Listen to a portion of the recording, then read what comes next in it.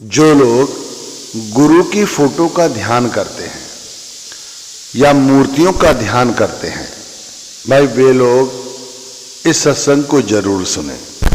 हमारी कई परेशानियां हैं सुमिरन करते समय, ध्यान करते समय, भजन करते समय कि हमारा ख्याल एकाग्रचित्त नहीं रहता, वो ख्याल आंखों के पीछे ठहरता नहीं है, वो नीचे गिर जाता है। भाई इसीलिए हम अपने ध्यान को रोकने के लिए किसी का सहारा लेते हैं। तो कहते हैं गुरु का रूप पवित्र है, उनका ध्यान करो। तो हमें गुरु का रूप स्वरूप ध्यान तो आता नहीं है, उनकी फोटो का ध्यान करने लगते हैं। इसी तरह बहुत से लोग मंदिरों में मूर्तियां जो लगी हुई हैं उनका ध्यान करते हैं। अब ये सब करना क्या सही है? देखो, संत कबीर साहिब जी ने कहा है, गुर साहिब कर जानिए रहिए सबद समाए, मिले तो दंडवत बंदगी पल पल ध्यान लगाए। भाई गुरु और परमात्मा में कोई भेद नहीं है, दोनों एक ही हैं। हमें तो कुछ ऐसा करना है जिससे हमारा ख्याल हर समय शब्द के साथ जुड़ा रहे।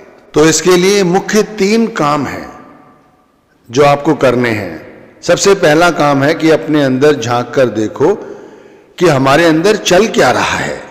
इसके लिए सुबह का समय बहुत उपयोगी होता है।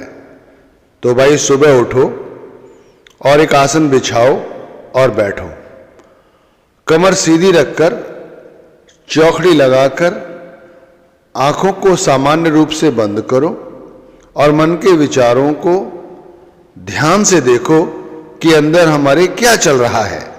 आपने अनुभव किया होगा कि जब हम सुमिरन करने बैठते हैं, ध्यान करने बैठते हैं, तो हमारे अंदर कोई ना कोई सोच चल रही होती है। हमारा मन उन सोच में उलझा होता है।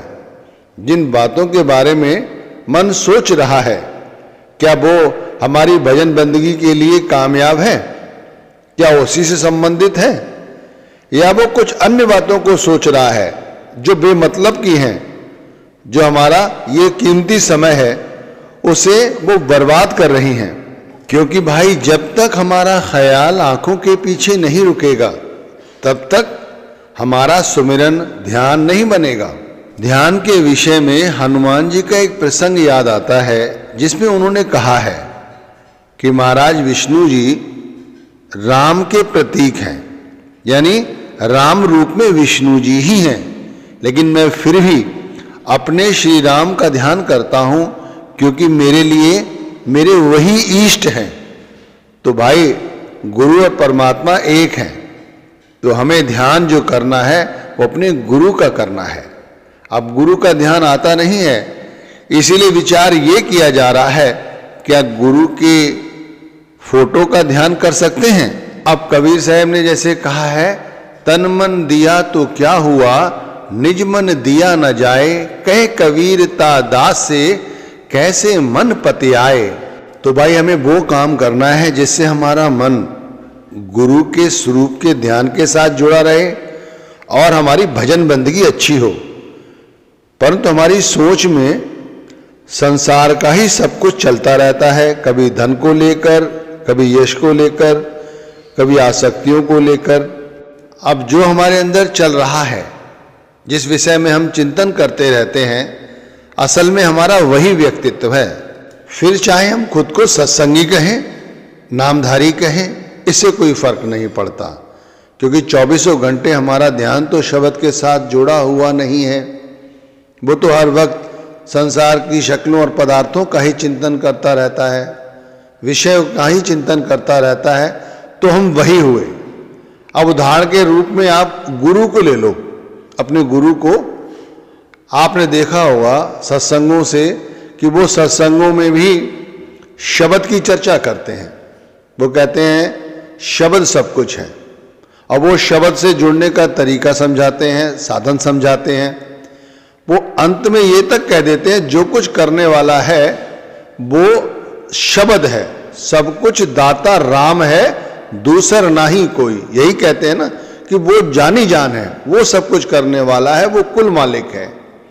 आप उनकी पुस्तकों को पढ़ेंगे, उनके प्रश्न उत्तर को देखेंगे, तब वो यही कहते हैं कि सब कुछ शब्द है। वो कभी भी कोई बात ऐसी नहीं कहते जिससे ये जाहिर हो कि वो कुछ कर रहे हैं। वो यही कहते हैं जो कुछ करने वाला है वो मालिक है। यानी उनका व्यक्तित्व तो क्या है? शब्द है, शब्द की ही चर्चा है। तो इसी तरह अपने बारे में विचार करके देखो हमारा व्यक्तित्व कैसा है। हमारा व्यक्तित्व बिल्कुल इससे उलट है। हम बात तो शब्द की करते हैं, लेकिन शब्द के साथ हमारा 5-10 मिनट का भी संबंध नहीं है। आंख बंद करते ही हमारा ख्याल बाहरी शक्लों और पदार्थों का चिंतन करने लगता है। अगर शब्द के साथ हम जुड़े होते तो फिर भाई हमारा चित्त 24 घंटे शब्द के साथ जुड़ा होता, जो जुड़ने की जरूरत है, और आज वो नहीं जुड़ रहा है। इसीलिए प्रश्न ये हो जाता है कि भाई गुरु की फोटो का ध्यान करें या ना करें। अब अंदर झांकने की किन लोगों को जरूरत है, यानी कि ध्यान करने की किन लोगों को जरूरत है? भाई जिन लोगों का सुमिरन करते समय ध्यान नहीं रुकता, मिनटों सेकंडों में ही ध्यान नीचे गिर जाता है, उन लोगों को ध्यान करने की आवश्यकता है। जो लोग सुबह उठते ही खुद को तरोताजा महसूस नहीं करते, भाई उन लोगों को ध्यान करने की आवश्यकता है। उठते ही सर भारी रहता है, तनावग्रस्त रहते हैं, भाई उन लोगों को ध्यान करने की आवश्यकता है। क्या दिन भर आप गुस्सा और बेचैनी महसूस करते हैं? तो भाई आपको भी ध्यान करने की आवश्यकता है। अगर आपके शरीर में दर्द रहने लगा है, पीठ में दर्द रहता है, कमर में दर्द रहता है, आंखों में दर्द रहता है, मैं कहता हूं आपको भी ध्यान करने की आवश्यकता है। भाई दिन भर जो काम की मैं मेरी की रट लगाए रहते हैं, यानी अहंकार में डूबे रहते हैं, भाई उन लोगों को भी नाम का ध्यान करने की आवश्यकता है। जो सप्ताह में एक दिन भी खाली नहीं रहना चाहते, उस दिन भी काम करना पसंद करते हैं, भाई उन लोगों को भी ध्यान करने की आवश्यकता है। भाई जिन्हें अपनी परेशानी परेशानी लगती है और दूसरों की परेशानी परेशानी नहीं लगती, भाई उनको भी ध्यान करने की आवश्यकता है। जो लोग छोटी छोटी बातों पर गुस्सा करते हैं, ऊट पटांग बकने लग जाते हैं, भाई उन्हें भी ध्यान करने की आवश्यकता है। जो लोग बोलते समय अटकते हैं, हकलाते हैं, उन्हें भी ध्यान करने की आवश्यकता है।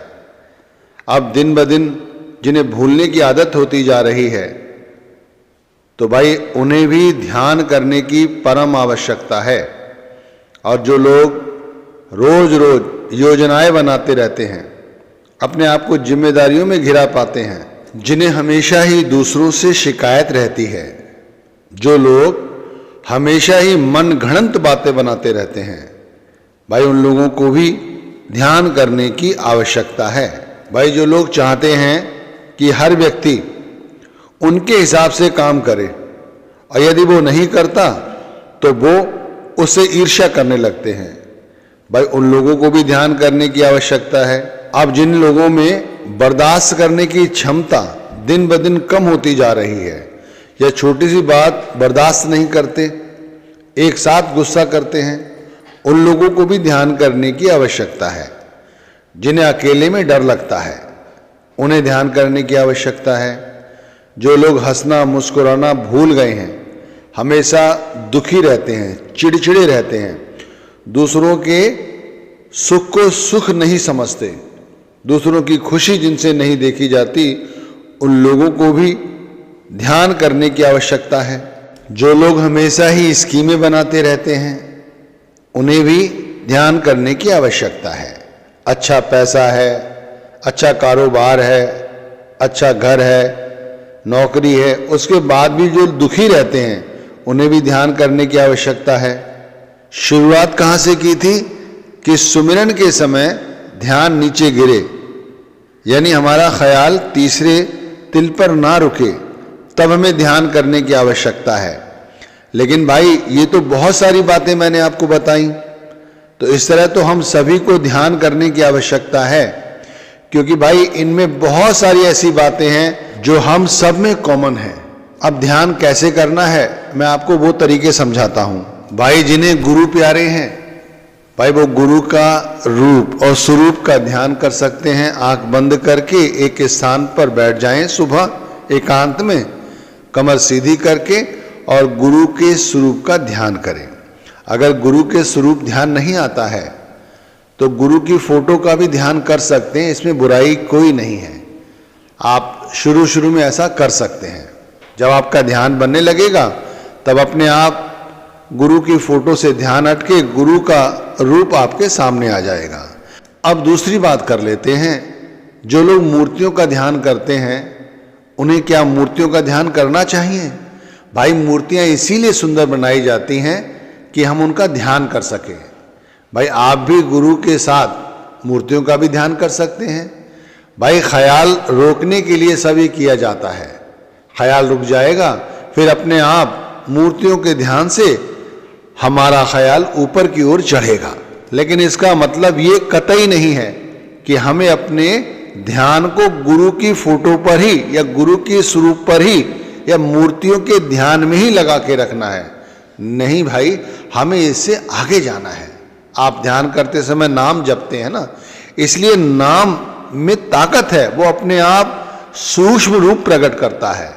तो हमें इससे अपने आगे बढ़ते चले जाना है। अब ये ध्यान लेट कर भी आप कर सकते हैं कि किसी कमरे में शांत स्थान पर सीधी जगह लेट जाएं और सर की चोटी से लेकर पैरों की उंगलियों तक अपने पूरे शरीर को देखें। आंख बंद की हुई है, अपने सर की चोटी से लेकर पैरों की उंगलियों तक देखें, अपने आप को निहारें। ये भी ध्यान करना है। ऐसा करने से भी हमारे मन में ठहराव आता है।